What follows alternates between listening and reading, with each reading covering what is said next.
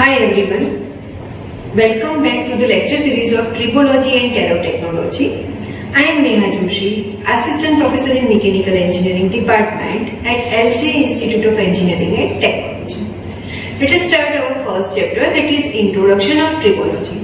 In previous session, we covered different topics like what is lubrication, application of lubricants, mode of lubrication and properties of lubricants. In today's session, we will cover different topics like types of lubricants, then lubricant additives, then types of additives and lubrication selection. Okay. Now, in last video, we had discussed about what is lubrication. Lubrication is a process by which the friction and wear rates in a moving context are reduced by using suitable lubricants. Almost every assembly consisting of relatively moving components require lubrication. Now, what is lubricant? A lubricant is a substance that reduces friction and wear at the interface of two materials by reducing the shear strength of the interface. Okay, so based on the shear strength of the lubricant or molecular state, lubricants are classified in three categories. As you can see here, the different types of lubricants are categorized in solid lubricants, then semi-solid lubricants and liquid lubricants. Now, what is solid lubricants? Solid lubricants are material that despite being in the solid phase are able to reduce friction between two surfaces sliding against each other without the need for a liquid oil medium. Okay. The two main dry lubricants are graphite and molybdenum disulfide. A solid lubricant is basically any solid material having the following two properties. First property is ability to sustain the applied load without measurable deformation or material loss. In other words, we can say rate of wear must be acceptably low. Second property is coefficient of friction must be reasonably low. For this, shear strength of the formed interface must be lower than the shear strength of the contacting solids. Okay, as you can see here, that in diagram, solid lubricants which are graphite and wax. Now, we will discuss about the advantages of solid lubricants. First advantage is solid lubricants are more effective than liquid lubricants at high loads or pressures. Okay. Then second advantage is solid lubricants have high resistance to deterioration in shortage. They are highly stable in extreme temperature condition. In absence of pump, tubing solid lubricants permit equipment to be lighter and economic. And the last advantage is solid lubricants exhibit superior cleanliness. Okay. Now, we will discuss about the disadvantages of solid lubricants. First disadvantage is a broken solid film can't repair. We can not repair the broken solid film. Okay, so in its own and shorten the useful life of the lubricants. Okay, so life of solid lubricant is too small. Poor thermal conductivities of solid lubricants may increase the operating temperature. Okay, and the last disadvantage is solid lubricants have greater coefficient of friction than liquid lubricants. Okay, now next type of the lubricant is semi-solid lubricants. Now there are neither solid nor liquid. A semi-solid lubricant is obtained by combining lubricant oil with a thickening agent, for example silica gel, grease, Vaseline. Okay. So now what is grease? Grease is a black or yellow sticky mass used in a bearing for lubrication purpose. Lubricating grease are low viscosity oil thickened by means of finely dispersed solid called thickeners. Okay. So now what are the conditions for using semi-solid lubricants? Okay. Generally there are many conditions. Okay, for using semi-solid lubricants.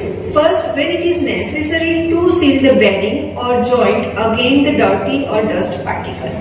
Okay. Next condition is when the machine is work at low speed under high load, we require semi-solid lubricant. Okay. And the next condition is when the contamination of lubricating oil is unacceptable and harmful for products, we need to use semi-solid lubricants.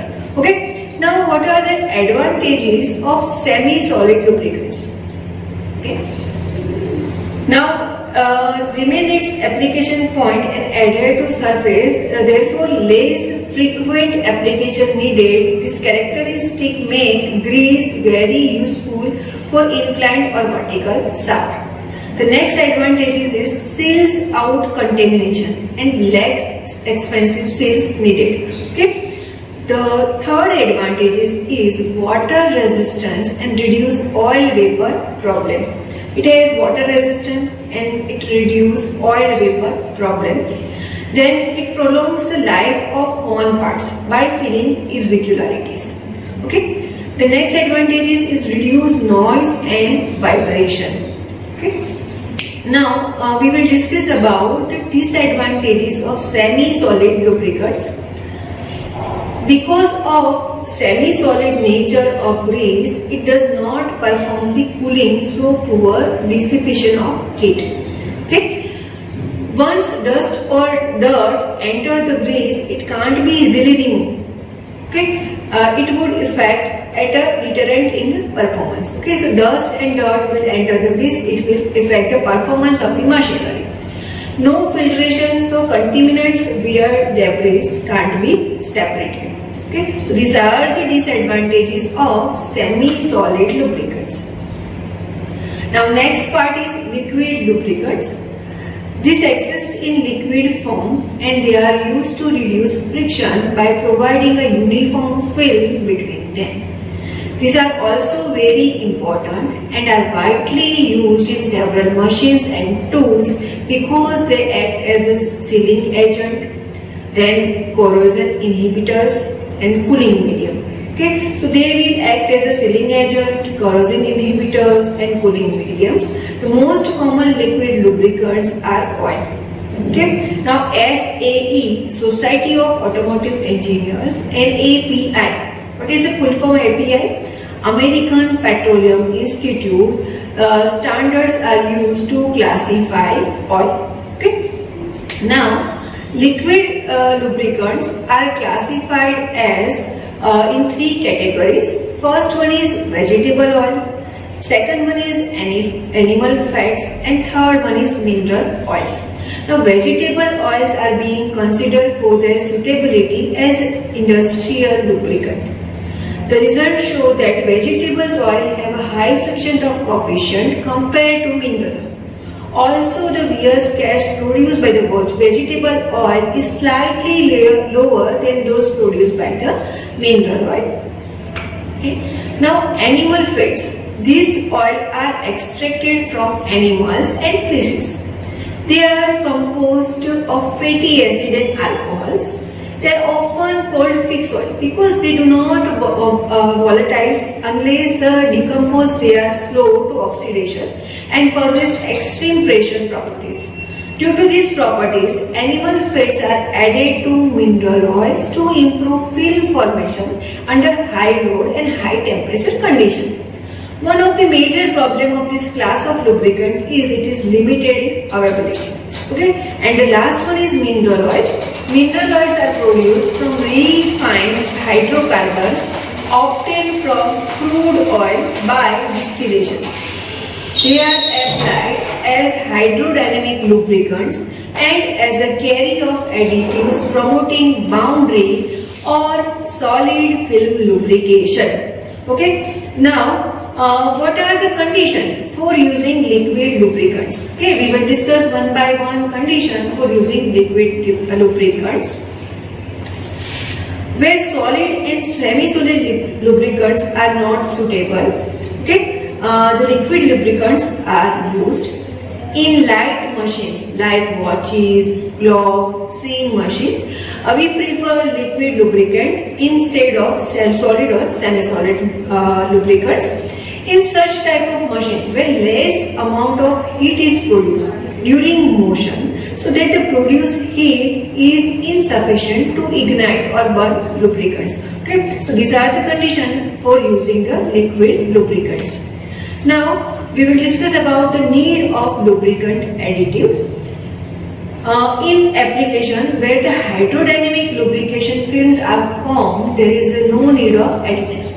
But the counteract of high speed, high temperature and high load, additives are required. Practically all lubricants contain additives to enhance existing properties or to impart new properties. Additives needed to be soluble or uniformly dispersed throughout the carrier medium. Okay. Now some of the applications of additives, like first one is gear are subjected to very high contact pressure and experience metal to metal contact at gear teeth. Okay. So lubricant with extreme pressure additives are required in gear. Okay, then IC engine parts. Second example in the engineering field, it is IC engine parts. IC engine parts are subjected to high temperature. Okay. So additives are used to delay oxidation. Okay, and the third one is detergent and dispersion additives to remove combustion and breakdown products of the oil from the surfaces. Okay, so these are the need of lubricant additives, why we require additives. Okay. Now, types of additives. First one is detergent and dispersion additives. Detergent and dispersion additives are blended into lubricants to remove and neutralize harmful products. Detergent additives are soap of high molecular weight soluble in oil group. Detergent use metallic bases such as barium, calcium, magnesium, sodium. Okay. Dispersions have a large hydrocarbon tail and polar group head.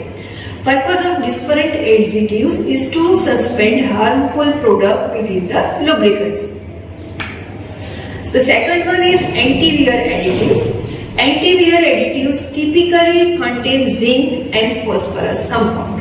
These additives prevent metal-to-metal contact under lighter to moderate loads. With increase in load, anti-wear additives are required in heavy load application like gearbox. Okay, so in gearbox, anti-wear additives are generally used. Anti-wear additives are chemically active. They form a coat of protective layer on the metal surface by chemical decomposition and absorption. Okay.